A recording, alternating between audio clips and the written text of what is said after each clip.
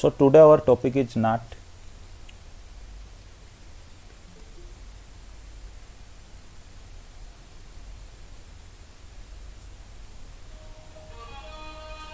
Okay so इसका full form है network address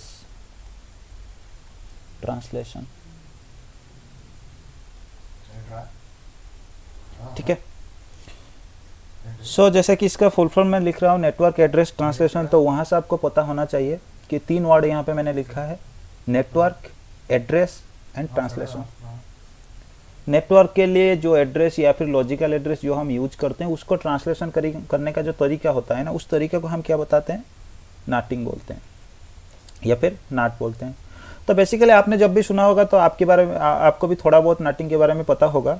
तो नेटवर्क एड्रेस ट्रांसलेशन बेसिकली अगर आप किसी से पूछते हैं तो कोई बताते हैं एक आईपी को दूसरे आईपी में ट्रांसलेट करना, इसका मतलब क्या होता है नेटवर्क एड्रेस ट्रांसलेशन। या फिर कोई आपको ये बताएंगे कि translating private IP into public IP is known as network address translation. तो जहाँ पे ये कॉन्सेप्ट आता है, अगर कोई आपको ये बताता है कि एक आईपी से दूसरे आईपी में ट्रांसलेट करना ये नाटिंग होता है, ये कॉन्सेप्ट को बोलते हैं, तो ठीक है, दिस कॉन्सेप्ट इज राइट, मैं भी वो मानूंगा कि हाँ ये कॉन्सेप्ट सही है। लेकिन कोई अगर आपको बताता है कि प्राइवेट आईपी को पब्लिक आईपी में ट्रांसलेट करने के तरीका को हम नाटिंग बताते हैं, तो उस केस में मैं बताऊंगा ये सही नहीं है, ये एक्चुअली गलत है। क्यों गलत है? क्योंकि हाँ हम लोग यूज करते हैं नाटिंग को, बेसिकली अगर रियल टाइम सिनेरियो के बारे में हम देखें, हम लोग इसे यूज करते हैं प्राइवेट आईपी को ट्रांसलेट करने के लिए पब्लिक आईपी में। लेकिन नाटिंग ऐसा नहीं है कि सिर्फ प्राइवेट को पब्लिक में ट्रांसलेट कर सकता है, या आपका पब्लिक टू पब्लिक भी ट्रांसलेट कर सकता है, प्राइवेट टू प्राइवेट भी ट्रांसलेट कर सकता है। मतलब एक आईपी को दूसरे आईपी में ट्रांसलेट करने का ये एक तरीका है। आप चाहो पब्लिक टू पब्लिक करो, प्राइवेट टू पब्लिक करो, पब्लिक टू प्राइवेट करो, कुछ भी करो, वो आपके ऊपर डिपेंड करता है according to your network requirement. तो नाटिंग के बारे में बेसिकली अगर मैं बात करता हूं तो ऐसा होता है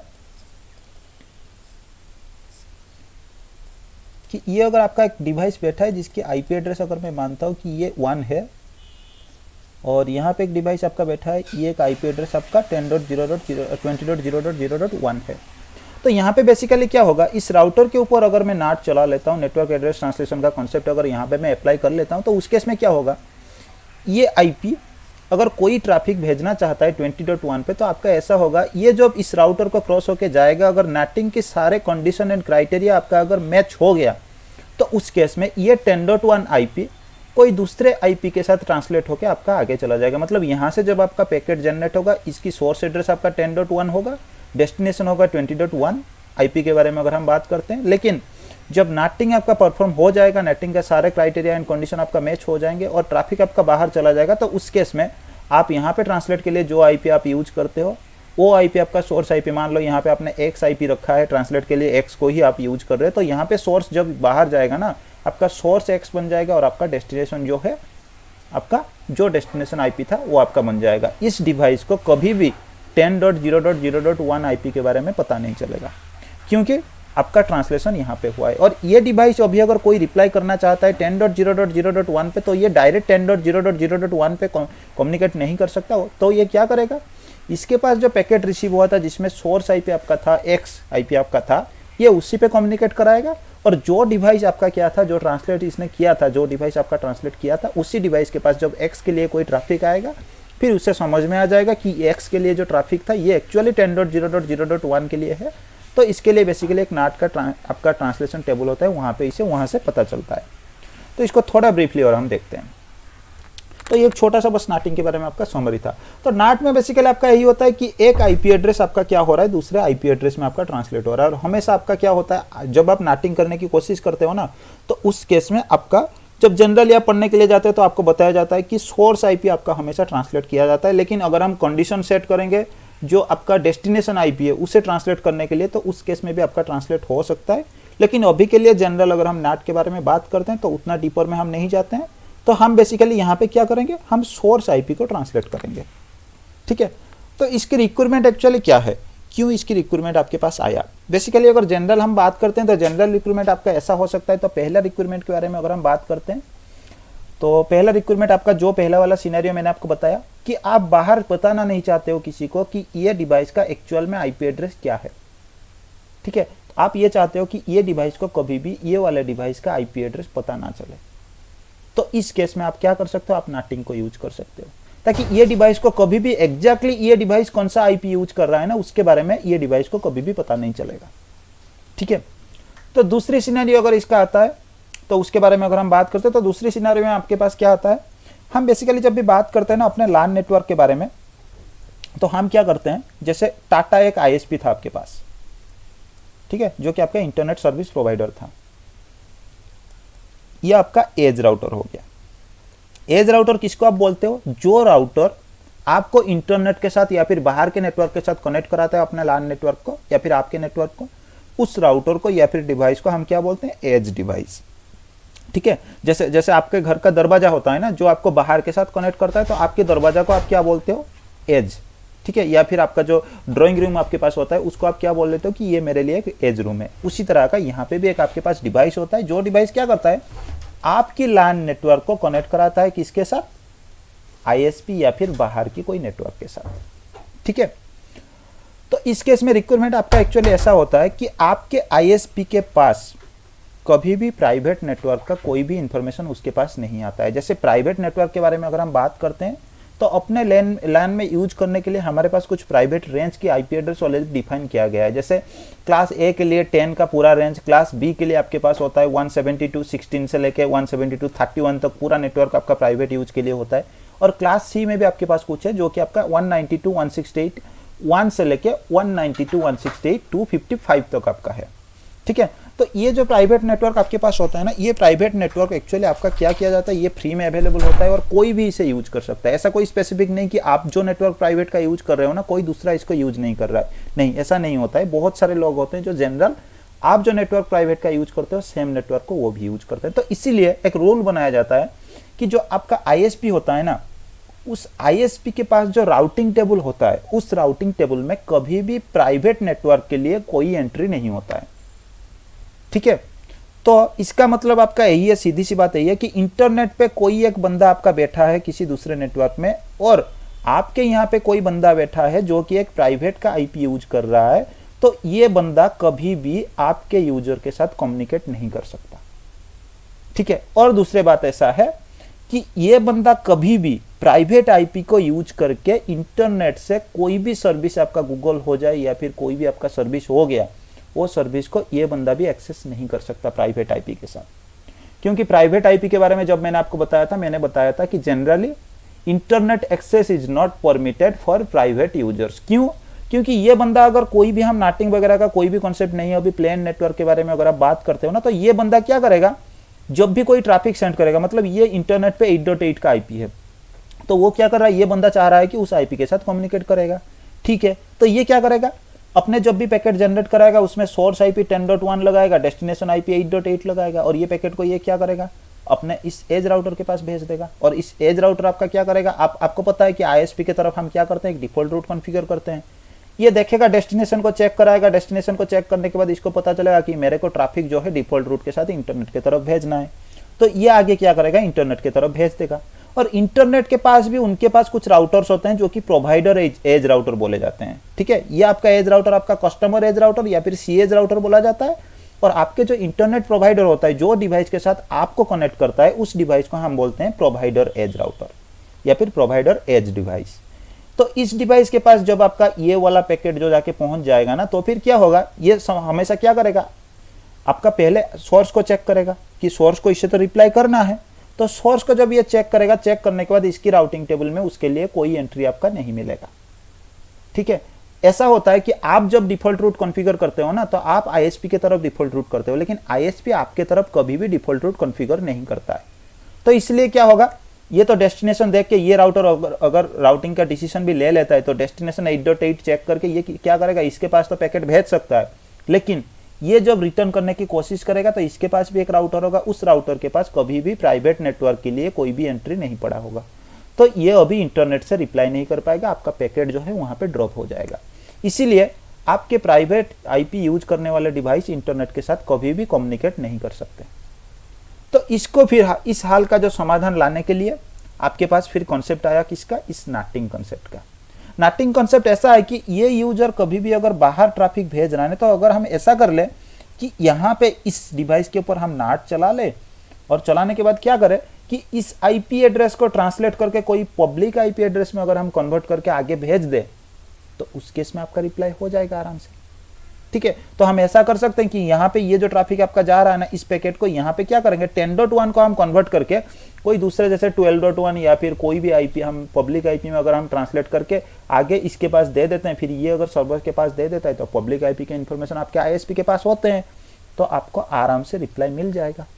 तो आपको बेसिकली इसीलिए कुछ लोग आपको बोलते हैं कि नाटिंग को बेसिकली हम क्या किसके लिए यूज करते हैं, NATing is used to convert private IP to public IP. ठीक है, लेकिन private IP to public IP मतलब कन्वर्ट करने के कॉन्सेप्ट को नाटिंग नहीं बोलते हैं, नाटिंग को हम यूज करते हैं उसको करने के लिए। ठीक है, इसीलिए हम अपने LAN नेटवर्क में हमेशा क्या करते हैं, नाटिंग चला लेते हैं अपने प्राइवेट यूजर को पब्लिक में कम्युनिकेट कराने के लिए या फिर इंटरनेट से कनेक्ट कराने के लिए। और उसके बाद भी हमारे पास और एक सिनेरियो आता है। और एक सिनेरियो क्या होता है हमारे पास कि अपने पास कुछ सर्वर है, ठीक है, और ये सर्वर पे हम क्या करते हैं, एक प्राइवेट आईपी लगा लेते हैं। अपने LAN के अंदर ये सर्वर पड़ा है, लेकिन हम चाहते हैं ये सर्वर बाहर से एक्सेस हो, तो हम एक काम कर सकते हैं, बाहर से कोई भी इंटरनेट पे कोई भी यूजर आपका बैठा है तो क्या कर सकते हैं, यहाँ पे हम नाट चला सकते हैं और ये प्राइवेट आईपी को हम यहाँ पे क्या कर सकते हैं, एक नाटिंग चला के ट्रांसलेट करा सकते हैं, ताकि ये यूजर क्या करे, ये जो ट्रांसलेटेड आईपी मान लो 12.1 हम यूज कर रहे हैं, इस आईपी को कम्युनिकेट करे तो हमारा कम्युनिकेशन 10.1 के साथ बन जाए। तो इससे दो चीज हमारा बना, पब्लिक से भी हमारा सर्वर को एक्सेस मिल गया, हमारा सर्वर अगर चाहता है पब्लिक के साथ किसी के साथ कम्युनिकेट करने के लिए तो वो भी एक्सेस हमें मिल गया। उसके बाद एक सिक्योरिटी भी हमारा मेंटेन होगा कि हमारा सर्वर का आईपी किसी को पता नहीं चला। ठीक है, ये हो गया। उसके बाद भी जब हम पैट के बारे में बात करते हैं उस केस में भी हम थोड़ा सिक्योरिटी मेंटेन कर सकते हैं, तो जब हम धीरे धीरे आगे बढ़ेंगे तो उसके बारे में भी हम थोड़ा देखेंगे। तो ये बेसिकली नाट के बारे में थोड़ा ओवरव्यू आपका था। अभी के लिए अगर हम बात करते हैं तो अगर मैं यहाँ पे लिखता हूँ कि हम नाट में हम क्या क्या कन्वर्ट कर सकते हैं, किसको किस में कर सकते हैं, तो प्राइवेट टू प्राइवेट हम कर सकते हैं ट्रांसलेशन, प्राइवेट टू पब्लिक कर सकते हैं, पब्लिक टू प्राइवेट कर सकते हैं, और पब्लिक टू पब्लिक किसी भी आईपी से किसी भी आईपी को हम ट्रांसलेट नाट से कर सकते हैं। इसके बाद हम थोड़ा देखते हैं टाइप्स ऑफ नाट। ठीक है, तो ये जो नाट के टाइप आपके डिफाइन किया गया है, ये एक्चुअली हमारा यूसेज के हिसाब से और हमारा रिक्वायरमेंट के हिसाब से हमने क्या किया, नाट को कुछ टाइप में हमने डिवाइड कर दिया। ठीक है, तो टाइप मतलब सबसे पहले हमने रखा स्टैटिक नाट, फिर आपके पास एक टाइप है डायनामिक, और एक आपके पास तीसरी ऑप्शन है पोर्ट एड्रेस ट्रांसलेशन या फिर पैट। तीन ऑप्शन आपके पास है। ठीक है, पैट में फिर आपके पास डायनामिक पैट भी होते हैं और आपके पास स्टैटिक नाट भी होते हैं। ठीक है, तो आप ऐसा अगर आप करते हो तो नाट को आप दो टाइप का मान सकते हो, एक स्टैटिक और एक डायनामिक नाट। पैट को आप एक अलग सा कॉन्सेप्ट भी मान सकते हो। ठीक है, लेकिन टाइप ऑफ नाट में कोई अगर आपसे पूछ रहा है तो आप तीनों को बता सकते हो कि एक स्टैटिक पैट आपके पास, एक डायनामिक नाट है और आपके पास एक स्टैटिक पैट है, डायनामिक पार्ट है, ऐसे भी आप बता सकते हो। ठीक है, तो सबसे पहले हम थोड़ा बात कर लेते हैं स्टैटिक नाट के बारे में।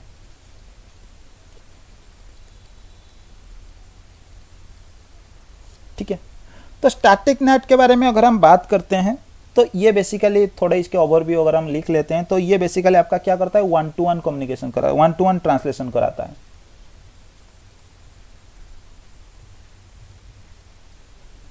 दूसरी पॉइंट इसकी अगर मैं लिखता हूं, इसमें ये बाइडायरेक्शनल इन नेचर होता है। सारे के बारे में मैं आपको बताता हूं।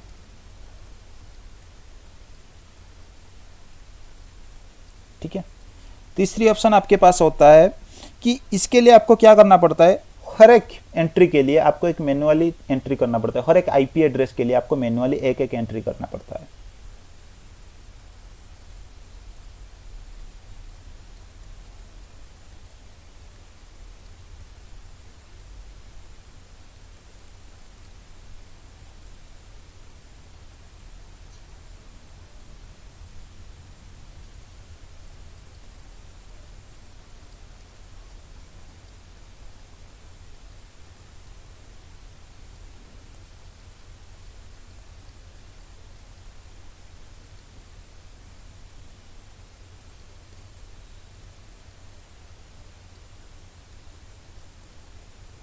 ठीक है, तो सबसे पहले अगर मैं 1-to-1 ट्रांसलेशन के बारे में बताता हूं तो सेम सिनेरियो में ले लेता हूँ, ये आपका एज डिवाइस हो गया या फिर एज राउटर आप मान सकते हो। ये एक डिवाइस है और ये आपका इंटरनेट है। तो इस डिवाइस की आईपी के लिए अगर आप स्टैटिक नाट चला रहे हो तो उस केस में इसी डिवाइस के लिए आपको एक अलग से एंट्री करना पड़ता है। मतलब यहाँ पे आपको क्या करना पड़ेगा, आप मतलब कोई दूसरा आईपी ले रहे हो पब्लिक आईपी के साथ, मान लो कोई एक्स आईपी है, वाई आईपी है, कोई आईपी को आप ट्रांसलेट करना चाहते हो, इस आईपी को किसी एक आईपी में आप पब्लिक आईपी में ट्रांसलेशन करना पड़ता है, तो फिर चाहते हो तो फिर आपको क्या करना पड़ेगा, इसको ट्रांसलेट करना पड़ेगा एक आईपी एड्रेस में। तो फिर ऐसा क्या होगा, ये जो आईपी एड्रेस पब्लिक आईपी आपका है ना, एक्स आईपी एड्रेस, ये इसके लिए फिक्स हो गया। आप इस आईपी को अब किसी दूसरे डिवाइस के लिए आप यूज नहीं कर सकते, ठीक है। और ये हमेशा स्टैटिक आपका 1-to-1 ट्रांसलेशन, मतलब एक आईपी को एक ही आईपी में ये कन्वर्ट करता है, ठीक है। उसके बाद अगर आपके पास कोई दूसरा डिवाइस है जिसकी आपका आईपी एड्रेस है 10.2, तो आपको फिर से एक एंट्री करना पड़ेगा 10.2, कोई दूसरा आईपी आपको लेना पड़ेगा, ठीक है। बाई डायरेक्शनल इन नेचर, आप जब भी स्टैटिक आईपी यूज करते हो ना, तो उस केस में आपका कम्युनिकेशन यहां से भी बाहर हो सकता है, बाहर से भी आपको कम्युनिकेट किया जा सकता है। तो आप जब बाहर जाने की कोशिश करोगे तो आपके डिवाइस आपके सोर्स आईपी जो आपका 10.1 आईपी था, इसको ट्रांसलेट करके एक्स सोर्स आईपी लगा के बाहर आईएसपी की तरफ भेज देगा, ठीक है। और बाहर से कोई आपको अगर कम्युनिकेट करना चाहता है एग्जैक्टली इस डिवाइस को, तो ये बाहर वाला यूजर क्या करेगा, इस वाले आईपी के साथ कम्युनिकेट करेगा डायरेक्टली, तो आपका कम्युनिकेशन इसके साथ बन जाएगा। तो अगर आप स्टैटिक नाट यूज करते हो तो उस केस में बाहर से अगर कोई पब्लिक आईपी जो जिस प्राइवेट आईपी के लिए आप पब्लिक आईपी को एंट्री बना के रखे हो, उस पब्लिक आईपी पे कोई अगर कम्युनिकेट करने की कोशिश करता है बाहर से, तो आपके प्राइवेट डिवाइस के साथ कम्युनिकेट हो सकता है। मतलब बाहर से अगर कोई एक्स के लिए कोई ट्रैफिक जनरेट करता है, तो ये डिवाइस क्या करेगा, एक्स जो डेस्टिनेशन आपका था बाहर से, उस डेस्टिनेशन को कन्वर्ट कर लेगा 10.1 पे, क्योंकि एंट्री आपने ऑलरेडी डाल के रखा है, और आगे इसके पास भेज देगा। इंटरनली मतलब अंदर से अगर कोई यूजर बाहर जाना चाहता है तो उस केस में सोर्स ट्रांसलेशन आपका होगा। तो स्टैटिक नेट में हमेशा आपका क्या है, जब इनसाइड एरिया से कोई यूजर आउटसाइड एरिया या फिर आपके लान से कोई यूजर बाहर जाने की कोशिश करता है, तो उस केस में आपका सोर्स ट्रांसलेशन होता है, सोर्स आईपी एड्रेस। बाहर से अगर कोई आपको ट्रांसलेट करने की कोशिश करता है तो उस केस में आपका डेस्टिनेशन ट्रांसलेशन हो जाता है, ठीक है। तो फॉर एग्जाम्पल इसे और थोड़ा क्लियर करने के लिए, अगर यहाँ पे कोई एक यूजर बैठा था तो इसका आईपी था 8.8, अगर 10.1 यूजर आपका 8.8 से कम्युनिकेट करना चाहता है तो उस केस में सोर्स आपका 10.1 होगा, डेस्टिनेशन आपका 8.8 होगा, और ये जब यहाँ पे इस राउटर को क्रॉस करेगा तो आपका ट्रांसलेशन हो जाएगा, किसकी ट्रांसलेशन होगा, सोर्स का हो जाएगा, क्योंकि सोर्स आपका इनसाइड एरिया पे बैठा है या फिर आपके लान एरिया में बैठा है, ठीक है। तो आपका सोर्स ये जो 10.1 था, ये आपका इसके पास जब आईएसपी के पास आएगा तो एक्स हो जाएगा सोर्स, और आपका डेस्टिनेशन हो जाएगा 8.8। कभी भी अगर ये 8.8 जो इंटरनेट पे बैठा है अगर कम्युनिकेट करना चाहता है डायरेक्टली 10.1 पे, तो नहीं होगा, क्योंकि इसको 10.1 के बारे में पता ही नहीं होगा, वो प्राइवेट आईपी भी है तो नहीं होगा। तो उस केस में क्या होगा, इसको पता होना चाहिए उसका पब्लिक आईपी जो कि आपका एक्स है। तो ये जब भी कोई ट्रैफिक भेजेगा 10.1 की तरफ, तो ये क्या कराएगा, सोर्स लगाएगा 8.8 और डेस्टिनेशन लगाएगा एक्स, क्योंकि एक्स के बारे में इसे पता है और एक्स एक पब्लिक आईपी है। और ये ट्रैफिक जब आपका ये वाला ट्रांसलेशन वाला राउटर के पास आ जाएगा जिस पे आपने नाट चला के रखा है, ये क्या कराएगा, आपके जो डेस्टिनेशन था ना, उस डेस्टिनेशन को ट्रांसलेट करा देगा। डेस्टिनेशन इसके पास जब ट्रैफिक भेजेगा तो आपका डेस्टिनेशन क्या बनेगा, सोर्स आपका 8.8 ही रहेगा, डेस्टिनेशन आपका 10.1 हो जाएगा। और ये ट्रैफिक जब इसके पास आ जाएगा, ये देखेगा कि 10.1 आपका डेस्टिनेशन है और ये एक्सेप्ट कर लेगा, ठीक है। तो इसीलिए आपका स्टैटिक नाट जो है ना, आपका बाई डायरेक्शनल इन नेचर होता है। बाई डायरेक्शनल का मतलब यही होता है, जब भी आप किसी भी चीज पे बाई डायरेक्शनल सुनते हो नेटवर्किंग के केस में, तो इसका मतलब दोनों तरफ से कम्युनिकेशन, ठीक है। उसके बाद आप separate entry for each IP, आपको हर एक आईपी के लिए आपको एक अलग सा एंट्री बनाने की जरूरत होता है, जैसे यहाँ पे मैंने बनाया। उसके बाद basically used when we have public servers. Actually ये क्यों लिखा जाता है ये लाइन, आप देखो बाहर से अगर कोई कम्युनिकेट करने की कोशिश करता है ना, तो उस केस में क्या होता है, आपके पास एक लान नेटवर्क है जिसमें 1000 ऑफ यूजर हो सकते हैं, तो सारे 1000 ऑफ यूजर के लिए आप थोड़ी बनाओगे इतने सारे एंट्री, या फिर सारे 1000 ऑफ यूजर को बाहर से तो कोई कम्युनिकेट करने की कोशिश नहीं करेगा।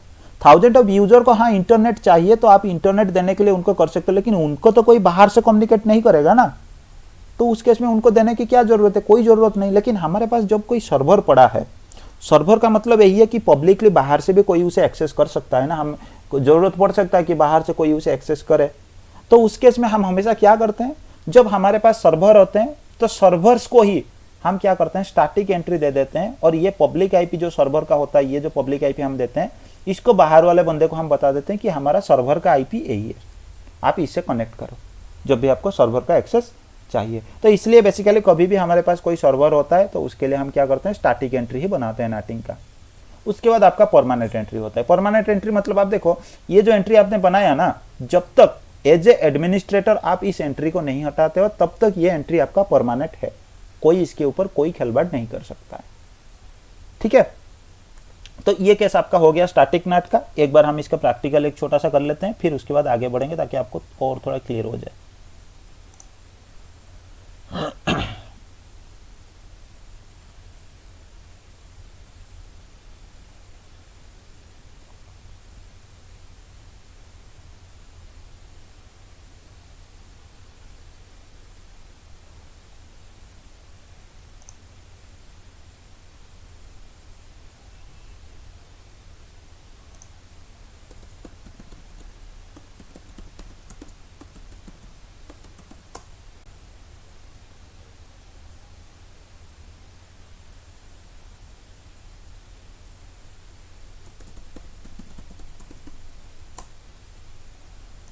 ठीक है, और एक चीज यहाँ पे आपके पास होता है, मैं भूल गया आपको बताने के लिए, जो राउटर पे आप नाटिंग एनेबल करते हो, ठीक है, उस राउटर पे आपको एक इनसाइड एरिया और एक आउटसाइड एरिया आपको डिफाइन करने की जरूरत होता है।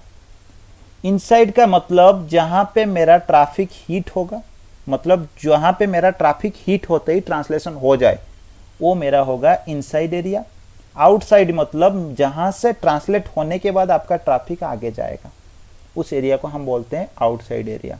तो इनसाइड एरिया मतलब हम क्या करते हैं, जो इंटरफेस हमारा LAN एरिया से कनेक्टेड होता है उस इंटरफेस को हम इनसाइड डिफाइन करते हैं, और जो इंटरफेस हमारा ISP के तरफ कनेक्टेड है उसको हम क्या करते हैं आउटसाइड डिफाइन करते हैं।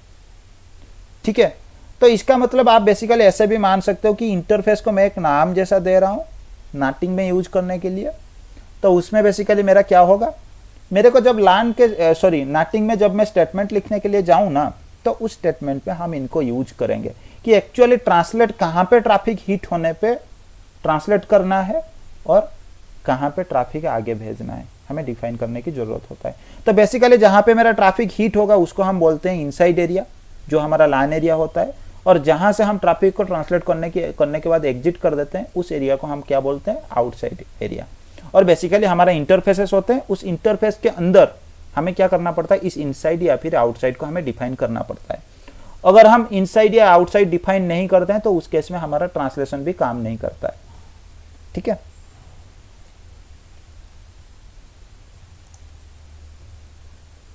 तो इसमें एक छोटा सा टोपोलॉजी में बना लेता हूं। ये मेरा LAN एरिया बनेगा। ठीक है, इस LAN एरिया में मैं क्या करता हूँ, मैं 3 PC ले लेता हूँ, और ये मेरा एज राउटर बनेगा जो कि ISP के साथ कनेक्ट होगा, और ये मेरा ISP का राउटर है जिसमें मैं एक लूपबैक बना लूँगा, या फिर मैं काम करूँगा ISP के पास एक सर्वर लगा लूँगा जो कि मेरा गूगल का सर्वर या ऐसा कुछ बनेगा जिसके साथ हमारा कम्युनिकेट बनेगा।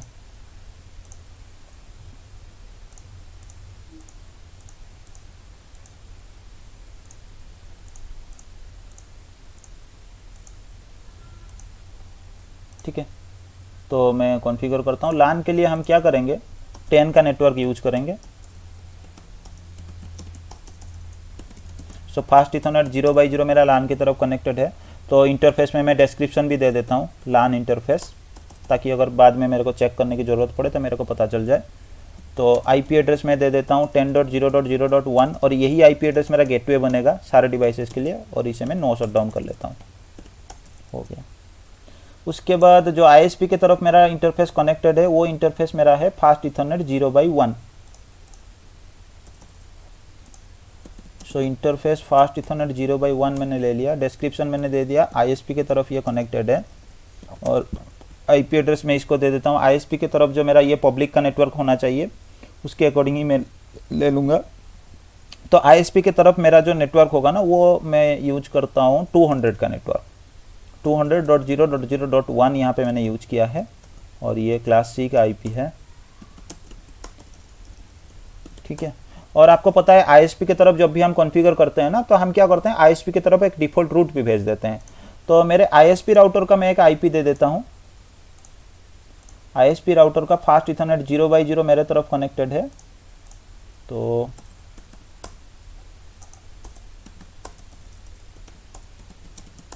इंटरफेस फास्ट इथरनेट 0x0 पे मैं चला गया और डिस्क्रिप्शन इसमें दे देता हूँ कि कस्टमर 1 कनेक्टेड है। ठीक है। आईपी एड्रेस में इसको दे देता हूँ, उसी 200 का होना चाहिए, तो 200.0.0.200 में दे देता हूँ। ठीक है।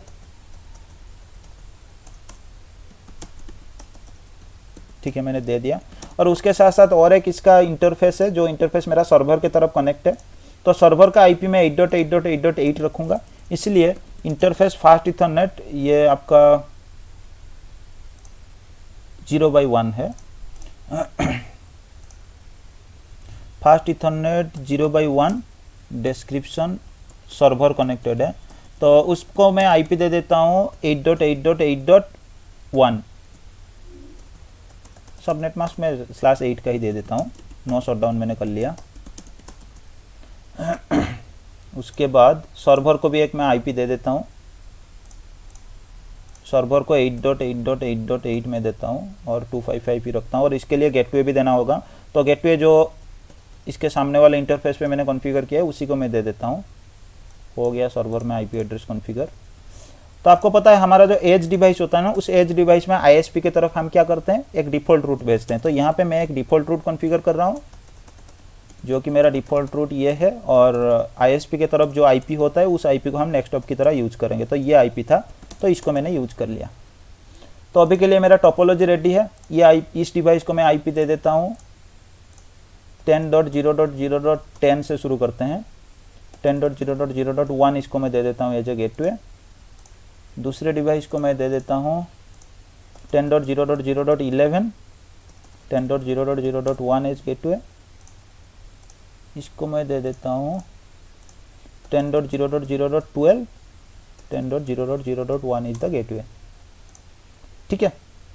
अब ये जो राउटर अभी के लिए अगर मैं इस डिवाइस से ट्राई करता हूँ इंटरनेट पे रीच करने के लिए, जो कि मेरा इंटरनेट कौन सा है, 8.8.8.IP मेरा इंटरनेट पे पड़ा है। अगर मैं कोशिश करता हूँ, क्योंकि डिफ़ॉल्ट रूट हमने ऑलरेडी दिया है अपने एज राउटर पे, फिर भी अगर मैं कोशिश करता हूँ यहाँ से कम्युनिकेट करने के लिए, तो मेरा कम्युनिकेशन नहीं होगा। ठीक है। तो इसको थोड़ा फ्लो अगर मैं लेकर आपको दिखा देता हूँ ना, तब भी आपको पता चल जाएगा। मैं सिमुलेशन मोड में ले लेता हूँ। ठीक है।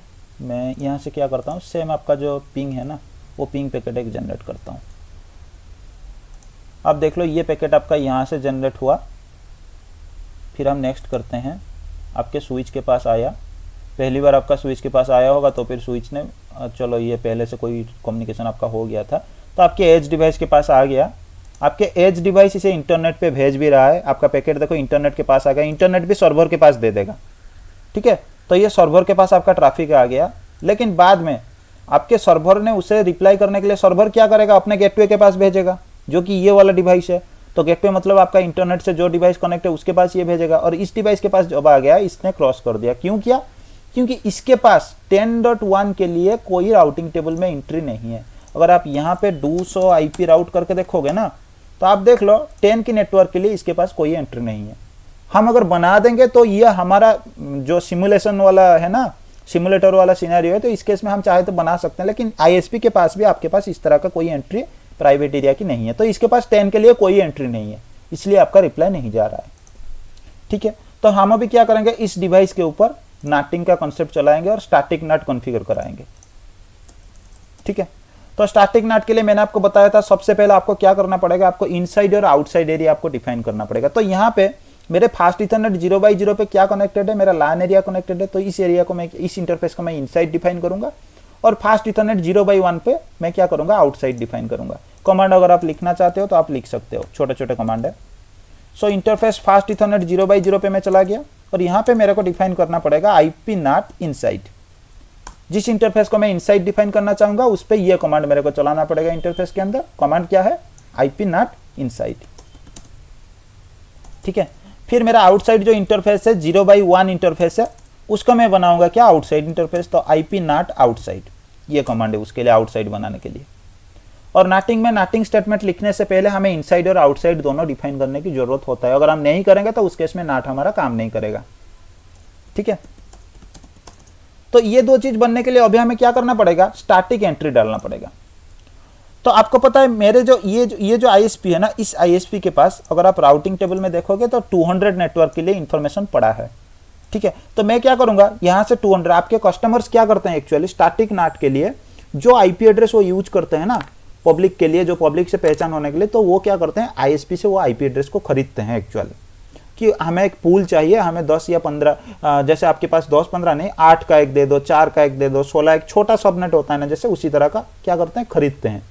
तो ये मेरा आईएसपी है, तो अभी ये मेरा एज डिवाइस है, तो इस एज डिवाइस में स्टैटिक नाट के लिए पब्लिक आईपी का एंट्री, इस डिवाइस के लिए एक आईपी मेरे को पब्लिक का चाहिए, इसका एक आईपी चाहिए, तो इसका एक आईपी चाहिए, तो मेरे को टोटल 3 आईपी की जरूरत है। तो 3 का मतलब मेरे को क्या, मेरे को 4 आईपी की जरूरत पड़ेगा अभी, क्योंकि आपको पता है सबनेटिंग के केस में हम लोग 4 आईपी लेते हैं। तो इस आईएसपी से मैं क्या कर रहा हूँ, मैं मांग रहा हूँ क्या, एक छोटा सा एक सबनेट की तरह इसी रेंज से, ये 200 का जो रेंज है इसी रेंज से मैं क्या कर रहा हूँ, एक छोटा सा सबनेट जो है इसे मांग रहा हूँ। तो मेरा जो आईपी होगा मेरे सिनेरियो में कौन सा आईपी होगा, मैं ले रहा हूँ आईएसपी से, एक रेंज भी आप ले सकते हो, तो 200.0. ठीक है, मैं 200.1 वाला ले लेता हूँ, 200.1.1.1 आईपी चाहिए, 200.1.1.2.1.3 ये 3 आईपी हमें चाहिए, आईएसपी से हमने खरीद लिया। ठीक है, तो ये आपको आईएसपी के साथ कनेक्ट करना पड़ता है, फिर आईएसपी आपको प्रोवाइड करते हैं। तो हम अभी क्या करेंगे, अपने ट्रांसलेशन इन्हीं 3 आईपी के साथ चलाएंगे। तो ये जो 10 का आईपी है, इस 10 का आईपी को जब भी हम ट्रांसलेट करेंगे तो ये बाहर जब भी कोई ट्रैफिक भेजेगा तो वो 200.1.1.1 होना चाहिए, और 10.0.0.11 वाला आईपी आपका ये वाला होना चाहिए, मैं इसमें लिख भी लेता हूँ, 10.0.0.10 वाला आईपी आपका इसके साथ कन्वर्ट होना चाहिए, .11 वाला आईपी इसके साथ, और .12 वाला आईपी आपका 3 के साथ कन्वर्ट होकर आगे जाना चाहिए। तो हम अभी उसके लिए क्या करेंगे, एक स्टेटमेंट लिखेंगे। तो नाट के स्टेटमेंट के लिए आपके पास ये कमांड होता है आईपी नाट, ट्रैफिक मेरा कहाँ रिसीव होगा, इनसाइड में रिसीव होगा। ठीक है, उसके बाद अगर आप क्वेश्चन मार्क लगाओगे तो ये आपसे पूछ रहा है कि आपका सोर्स क्या होगा, जो आईपी एड्रेस आपका इंटरफेस होगा ना, सॉरी जो आईपी एड्रेस आपके पास ट्रैफिक आएगा वो सोर्स आपका क्या होगा। तो सोर्स में लगाऊंगा, उसके बाद मैंने इसे हमें अभी बताना है कि हमें स्टैटिकली एंट्री करना है या फिर हमारे पास कोई लिस्ट या फिर पूल कोई पड़ा है। तो हमें अभी स्टैटिक नाट करना है, तो हम क्या लिखेंगे, सोर्स स्टैटिक, मेरा सोर्स का जो आईपी है वो स्टैटिकली एक आईपी आएगा जिसके लिए मैं एंट्री डालूंगा। उसके बाद आपको डायरेक्टली क्या करना पड़ेगा, उस आईपी को देना पड़ेगा। जैसे फास्ट डिवाइस का आईपी हमारे पास था 10.10.10.10 सॉरी 10.0.0.10, और उसके बाद कौन से आईपी के साथ आप कन्वर्ट करना चाहते हो, तो हम चाहते हैं इस आईपी के साथ। ठीक है, तो ये आपका स्टैटिकली एंट्री बन गया। आप कमांड चाहो तो आप नोट कर सकते हो, मैंने एक स्टेटमेंट लिखी, क्या स्टेटमेंट है, IP NAT inside source static this IP to this IP. तो मैंने लिखा कि आप आईपी नाट कर दो, आईपी की नाट करो, और मेरा जब ट्रैफिक मेरा इनसाइड पे हिट हो जाए, और उसमें सोर्स कौन सा होना चाहिए, जब ट्रैफिक पे आपका इनसाइड पे बहुत सारे ट्रैफिक हिट हो सकते हैं, हमें तो सारे ट्रैफिक को ट्रांसलेट नहीं करना है, जो हम यहाँ पे डिफाइन करेंगे उन्हीं को ट्रांसलेट करना है। तो इसीलिए हम फिर से क्या कर रहे हैं, सोर्स बता रहे हैं कि सोर्स मेरा कौन सा है, स्टैटिक है, और स्टैटिक कौन सा, ये मेरा सोर्स होगा, और इसे ट्रांसलेट करो किसके साथ, इस आईपी के साथ, और ये मेरा बन गया नाट के लिए एंट्री। अभी अगर मैं 10.0.0.10 वाला अगर इस डिवाइस के पास जाता हूं और 8.8.8 पे मतलब रीच करने की कोशिश करता हूं, तो अब देखते हैं हमारा कम्युनिकेशन हो रहा है कि नहीं हो रहा है।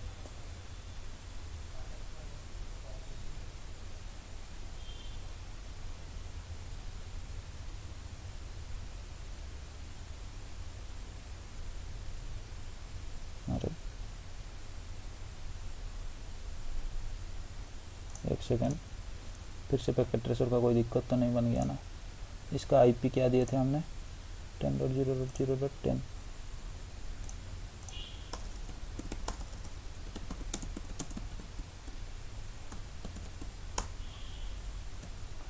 ट्रांसलेट तो हो रहा है।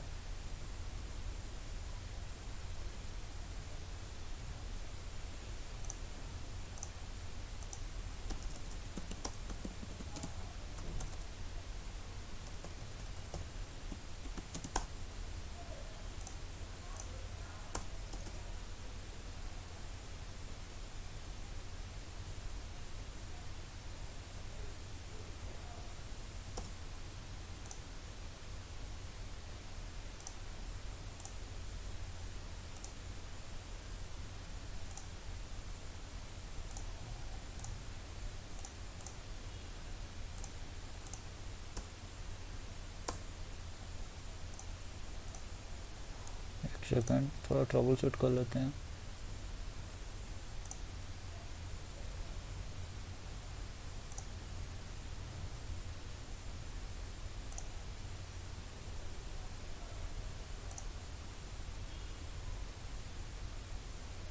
अच्छा ठीक है, ये पैकेट ट्रेसर के लिए थोड़ा बहुत दिक्कत हो रहा है, इसका भी सॉल्यूशन कर लेंगे।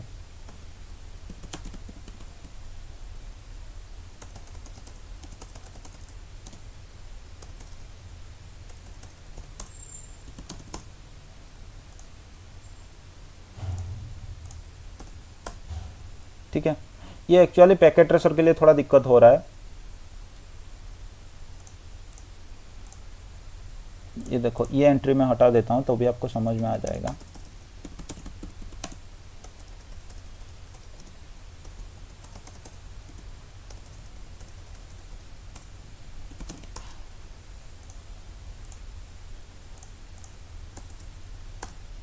ठीक है, अब देखो इस राउटर के पास ना ये जो 200 की नेटवर्क के लिए ऑलरेडी राउटिंग टेबल में एंट्री पड़ा है। अरे शिट यार, हमने कुछ गलत कर दिया। आप लोगों भी ना थोड़ा भी दिमाग नहीं लगा रहे हो। यहाँ पे देखो जो एंट्री है ना आपका, ये /24 के लिए है, और हमने जो ट्रांसलेट के लिए आईपी यूज किया है ना वो स्लैश मतलब वो वाला आईपी यूज कर दिया। ये आईपी देखो, ये /24 के अंदर आएगा ही नहीं, ये दूसरा नेटवर्क का बन रहा है, इसलिए आपका कम्युनिकेशन नहीं हो रहा था। ठीक है, तो मैंने एक स्टैटिक एंट्री आपका डाल दी तो आपका हो गया। तो ये स्टैटिक एंट्री आपका बेसिकली आपके आईएसपी भी यही करते हैं, जो पूल आपको दे देते हैं ना आईपी का, मतलब जो सबनेट आपको दे देते हैं उस सबनेट के लिए एक स्टैटिक एंट्री आपके तरफ डाल देते हैं, ताकि उस सबनेट के तरफ कोई अगर कम्युनिकेट करने की कोशिश करे तो आपकी तरफ वो चला जाए। अब बस यही नहीं कि 200 मेरे से कनेक्टेड है तो 200 को ही मैं यूज करूंगा ट्रांसलेट के लिए, ऐसा नहीं। आपके आईएसपी जो कोई दूसरे भी आपके नेटवर्क रेंज से आपको पूल दे सकता है, ऐसा कुछ नहीं होता है। ठीक है, तो अगर मैं इस वाले, अभी देखो मेरा प्राइवेट आईपी से क्या है, इंटरनेट के साथ मेरा कम्युनिकेशन हो रहा है। ठीक है, एक तो हमें सक्सेस यहाँ पे मिल गया कि इंटरनेट के साथ कम्युनिकेशन हो रहा है। तो यहाँ पे अगर इस डिवाइस के पास मैं जाऊँ ना, तो यहाँ पे अगर आप 100 आईपी नेट ट्रांसलेशन करते हो तो आप देखो यहाँ पे कुछ ट्रांसलेशन आपको बता रहा है कि इसको अगर आप यहाँ पे पहचानने की कोशिश करोगे तो ये आपको सबसे पहले बता रहा है प्रोटोकॉल आप कौन सा यूज किए हो ट्रैफिक भेजने के लिए। तो हमने पिंग किया है सिर्फ, तो इसलिए ये बता रहा है आईसीएमपी का ट्रैफिक है। उसके बाद यहाँ पे ये बता रहा है इनसाइड ग्लोबल आईपी।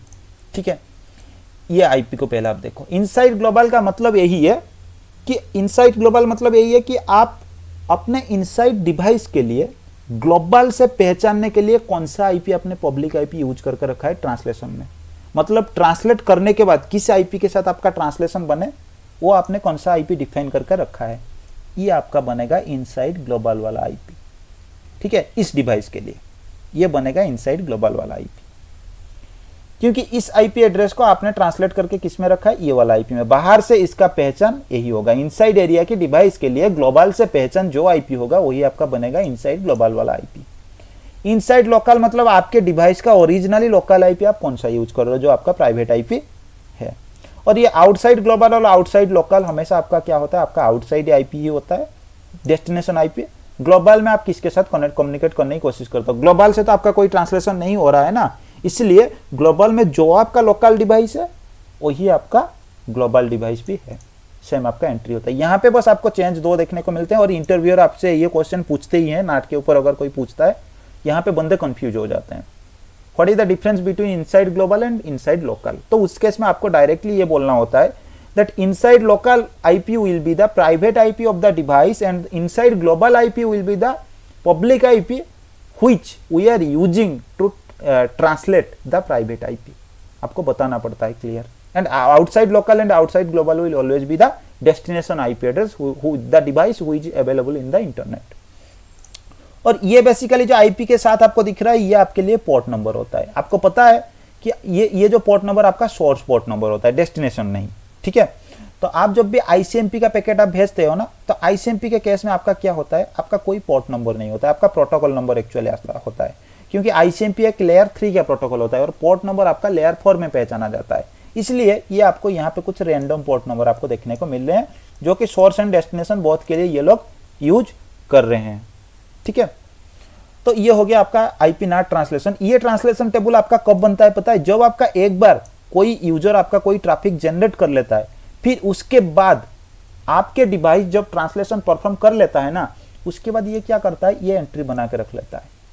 ठीक है, क्यों ये एंट्री बनाने की क्यों जरूरत है? देखो, इनसाइड एरिया से अगर कोई डिवाइस, ये डिवाइस आपका इनसाइड से था, ये अगर ग्लोबल के साथ किसी डिवाइस के साथ कम्युनिकेट कर रहा है ना, तो उसका मतलब ये अगर पिंग का आईसीएमपी इको भेजा है, रिक्वेस्ट भेजा है, तो ये डिवाइस रिप्लाई भी करेगा, तो ये रिप्लाई भी यहाँ आएगा। तब ये डिवाइस को कैसे पता चलेगा? क्योंकि आईपी तो ट्रांसलेट हो चुका है, क्योंकि ये डिवाइस क्या करेगा, डेस्टिनेशन ट्रांसलेशन वाला आईपी को डेस्टिनेशन लगा के भेजेगा।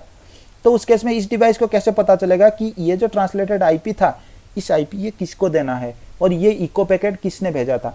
हो सकता है आपको जब आप पैट के बारे में पढ़ोगे तो आपका पोर्ट नंबर में भी होता है ना, कोई अगर पिंग भेज रहा है तो हो सकता है कोई दूसरा डिवाइस या फिर सेम डिवाइस आपका HTTP का भी ट्रैफिक भेज सकता है, जिसमें पोर्ट नंबर आपका 80 का हो सकता है।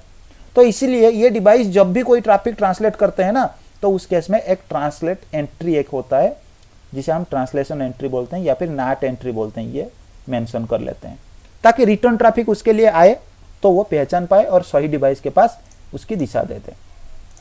ये होता है। ठीक है, और आपके नाट का जब भी आपके पास कोई एंट्री होता है, आप जब चला लेते हो स्टैटिक एंट्री के लिए, तो बाय डिफॉल्ट आपको ये वाला एंट्री आपको देखने को मिलता है। स्टैटिक एंट्री के केस में ये एंट्री आपका स्टैटिकली बन गया। ये जो एंट्री आपके पास है ना, ये आपके ट्रैफिक भेजे जाने पर ये एंट्री डायनेमिकली बने हैं, लेकिन ये जो एंट्री आपके पास है ना, ये स्टैटिकली एंट्री है। किसी भी स्टैटिक नाट अगर आप चला लोगे, इस डिवाइस के ऊपर अगर मैं और एक काम करता हूं, IP NAT inside source static मैंने दे दिया, 10.0.0.11 के लिए मैंने एक आईपी दे दी, 200.1.1. मैंने आईपी दे दी कौन सा, 2 वाला आईपी दे दी। तो इसमें भी अगर मैं अभी कर लेता हूं 100 आईपी नाट ट्रांसलेशंस, तो आप देखना उसके लिए एक स्टैटिक एंट्री आपका बन गया होगा। ठीक है, अब देखो, जब पहले हमने चेक किया था ये डायनामिक एंट्री आपके पास बने थे और इनकी कम्युनिकेशन कंप्लीट हो गई, मतलब जितना पैकेट इनके लिए बाहर गया था उतना पैकेट रिप्लाई आ गया, फिर उसके बाद आपका काम खत्म, ये एंट्री आपके ऑटोमेटिकली हट जाते हैं। ठीक है, लेकिन ये स्टैटिक एंट्री हमेशा आपका पड़े रहते हैं। इसीलिए स्टैटिक एंट्री में जो आपको मैंने बताया ना कि बाइडायरेक्शनल कम्युनिकेशन आपका हमेशा पॉसिबल है, वो कहां से होता है, बाहर के डिवाइस को हम ये पब्लिक आईपी देते हैं जो इंटरनेट पे बैठा है, कि आपको अगर कभी भी हमारे साथ कम्युनिकेट करना है तो ये आईपी के साथ आप कम्युनिकेट करो। ठीक है, या फिर इस आईपी के साथ कम्युनिकेट करो। तो डिवाइस के पास जो ये एंट्री होते हैं ना, तो इससे इसको पता चल जाता है कि इस आईपी के लिए कभी भी कोई ट्रैफिक आएगा तो इसका मतलब ये ट्रैफिक हमारा लोकल इस डिवाइस के पास जाना चाहिए। इस आईपी के लिए कोई ट्रैफिक आएगा तो उस केस में हमें एंट्री क्या करना पड़ेगा, हमें ट्रैफिक इस डिवाइस के पास देना चाहिए। तो ये स्टैटिक एंट्री जो आपके पास डिवाइस के पास होता है, उस डिवाइस से आपको पता चलता है। और आपको जैसे मैंने बताया था एक चीज की, स्टैटिक एंट्री हमेशा आपका हर एक डिवाइस के लिए अलग अलग सा एंट्री आपको डालने की जरूरत होता है। तो यहाँ पे भी आप देख लो, 10.10 के लिए हमने एक अलग सा आईपी लिया है, 11 के लिए 10.11 के लिए भी हमने एक अलग सा आईपी लिया है। तो इसका मतलब आपका यही है, अगर आप स्टैटिक नाट यूज करते हो ना, तो static NAT, in case of static naught,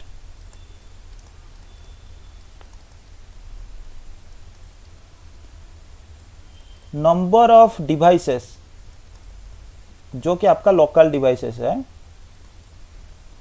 equal to number of public IP आपको जरूरत है। ठीक है, आपके पास जितने डिवाइस है उतने डिवाइस के लिए उतने ही पब्लिक आईपी आपको चाहिए अगर आप स्टैटिक नाट यूज कर रहे हो उस केस में। तो हमारा केस में अगर हमने रखा है 3 डिवाइस, तो उस केस में हमें 3 पब्लिक आईपी की जरूरत पड़ेगा। तो इसीलिए आपके स्टैटिक नाट आपका ज्यादा प्रीफर नहीं किया जाता है। हमेशा अगर आपके पास कोई सर्वर है तो उस केस में आप क्या करते हो, जैसे यहाँ पे हम चाहे तो एक सर्वर भी कनेक्ट करा सकते हैं।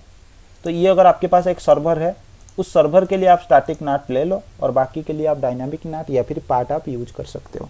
जब हम डायनामिक नाट और पैट के बारे में जानेंगे और थोड़ा आपको क्लियर हो जाएगा, क्योंकि आपके जो पब्लिक आईपी होते हैं ना, ये पब्लिक आईपी आपका सस्ता नहीं होता है, आपको उसके लिए बहुत चार्ज पे करना पड़ता है, और एट ए टाइम, एक टाइम के लिए नहीं, मंथली बेसिस पे आपको पे करने की जरूरत होता है उसके लिए अपने आईएसपी को। तो उस केस में आप उतने ज्यादा आईपी भी नहीं खरीद सकते। आपके पास मान लो 1000 मतलब डिवाइसेस है, तो 1000 डिवाइस के लिए आप 1000 आईपी अगर ले लोगे तो उस केस में चार्ज भी आपका ज्यादा आएगा, क्योंकि पब्लिक आईपी आपका फ्री नहीं होता है। ठीक है, तो ये आपका स्टोरी था नाटिंग का, और कुछ स्टोरी था आपका स्टैटिक नाट के बारे में। तो और इसमें कोई डाउट या फिर कन्फ्यूजन आपको हो तो आप अभी पूछ सकते हो, या फिर कोई पॉइंट वगैरह अगर मैंने मिस कर लिया, आपने कहीं पे पढ़ा है तो आप बता सकते हो।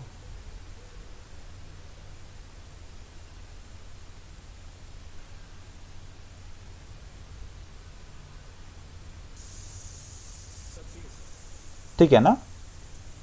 ओके। हाँ ठीक है ठीक है।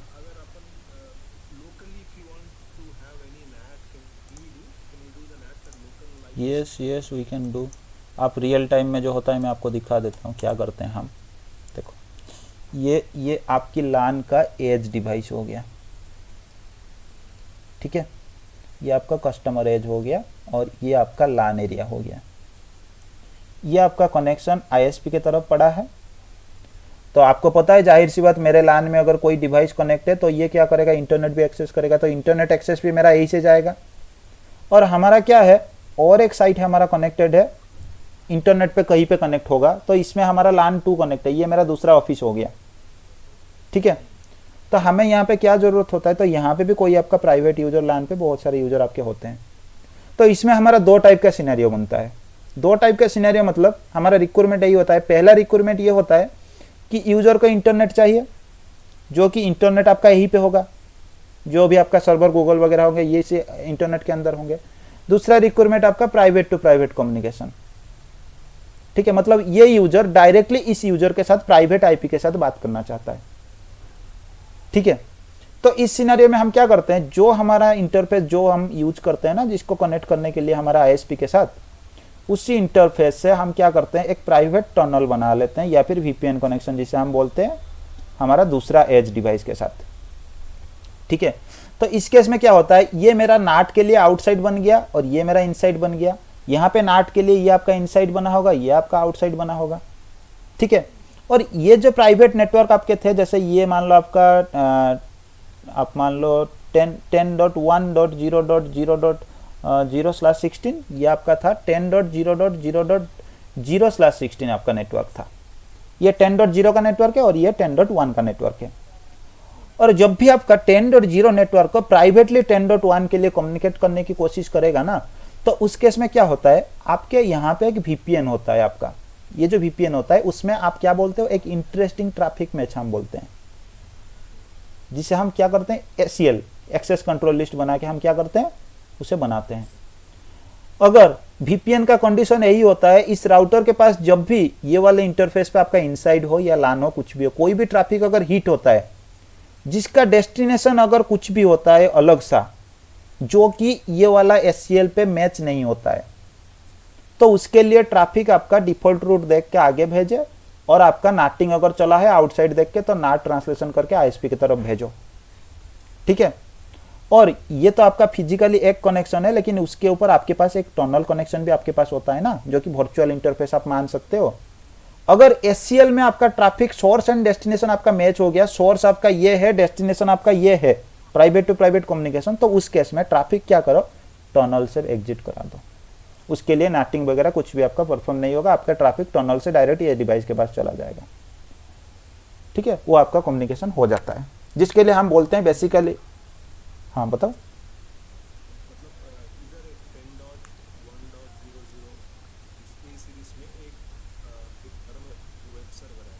ठीक है।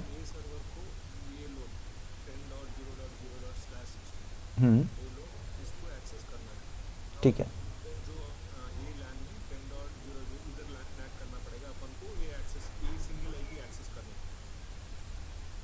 देखो अगर आपके पास आप थोड़ा सिनेरियो में कंफ्यूज हो रहे हो। देखो मैं पहली बात आपको बता दूं, अगर आपका ये साइट से ये साइट के बीच अगर आपके पास साइट टू साइट वीपीएन आपने कॉन्फ़िगर करके रखा है, या फिर लाइन टू लाइन आईपीसेक जिसे आप बोलते हो, नाम अनेक काम एक होता है जिसे हम बोलते हैं, तो उस केस में आपका क्या है, यहाँ से जो आपके पास प्राइवेट नेटवर्क है, तो यहाँ पे प्राइवेट का कोई भी यूजर है उनके बीच कम्युनिकेशन आपका प्राइवेटली हो जाता है। कोई आपका सर्वर हो, यूजर हो, कुछ भी हो, आपका प्राइवेट टू प्राइवेट कम्युनिकेशन। मतलब क्या होता है, रूल आपका यही है, एससीएल में अगर इंटरेस्टिंग ट्रैफिक आपका सोर्स यही है और डेस्टिनेशन यही है, तो ट्रैफिक आपका डायरेक्टली ये टनल के अंदर आपका ट्रैवल कर लेता है, डायरेक्ट यहाँ तक पहुंच जाता है और आपका private to private direct communication आपका हो जाता है, ठीक है। और नाटिंग हमें कब जरूरत है, जब आपका ऐसा है कि आईएसपी के पास या फिर आपके पब्लिकली कोई आपका सर्वर पड़ा है बाहर से, या फिर हो सकता है यहाँ पे भी आपने कोई एक सर्वर आपका पड़ा है जिसको आपने यहाँ पे स्टैटिक नट चला के रखा है, और पब्लिक आईपी कोई दिया है, तो उस पब्लिक आईपी के साथ कभी भी यहाँ से अगर कोई यूजर कम्युनिकेट करने की कोशिश करेगा तो आपका नाट होके यहाँ से आईएसपी के थ्रू ये जाएगा। ठीक है, तो आपका ऐसा सिनेरियो है। ये सिनेरियो आपको रियल टाइम में देखने को मिलते हैं, बहुत जगह पे हम लोग इम्प्लीमेंट भी करते हैं, ये जरूरत होता है। ठीक है, क्योंकि ऐसा है ना कि देखो अगर यहाँ का यूजर है, मेरे पास एक सर्वर है, ये सर्वर है, ठीक है, ये सर्वर जो है आप नहीं चाहते हो कि ये सर्वर आपने रखा है तो आप ही के यूज के लिए रखा है, ये तो कोई वेब सर्वर वगैरह नहीं है ना कि इंटरनेट पे भी कोई यूजर बैठा है तो आपका वेबसाइट वगैरह एक्सेस करे, ऐसा नहीं है। तो ये सर्वर आपका प्राइवेट सर्वर है, लेकिन आपका सर्वर है ना जो आपके पास बहुत सारे प्राइवेट साइट है जो आपसे दूर है, आपके रिमोट साइट से जिसे हम बोलते हैं, तो ये रिमोट साइट से भी यूजर वो सर्वर को एक्सेस करना चाहेंगे ना, तो उनके लिए आपके पास रास्ता है कि उसी को सिर्फ अगर एक्सेस आप ये साइट वाला को देना चाहते हो तो फिर आप ट्रांसलेट करके नाट छोड़ दो, या फिर आप क्या करो, अगर आपके पास मल्टीपल सर्वर्स है तो उस केस में आप site to site VPN configure कर लो ताकि आपको ज़्यादा पब्लिक आईपी की जरूरत ना पड़े। क्योंकि आपके पास अगर 10 सर्वर है और यहाँ से भी यूजर 10 सर्वर को एक्सेस करेगा तो यहाँ पे आपको 10 पब्लिक आईपी की जरूरत पड़ेगा, हर महीना उसके लिए आपको पे भी करना पड़ेगा। तो हमें क्यों करना है, नहीं करना है, हम क्या करेंगे, हमारे पास आईएसपी कनेक्शन, यहाँ से भी एक आईएसपी कनेक्शन हमने लिया है, यहाँ से भी आईएसपी कनेक्शन हमने लिया है, तो इन दोनों के बीच एक वर्चुअल टनल हम क्रिएट कर लेंगे side to side VPN configure करके, तो हमारा प्राइवेट ट्रैफिक उस टनल के अंदर ट्रैवल कर सकता है। ठीक है, क्लियर है ना? ठीक है, तो नेक्स्ट वाले क्लास में हम डायनामिक नाट और पैथ के बारे में बात कर लेंगे, वो ज़्यादा टाइम आपका नहीं लगेगा क्योंकि कॉन्सेप्ट यही है, थोड़ा बहुत आपका चेंजेस है। ठीक है, आज के लिए इतना ही।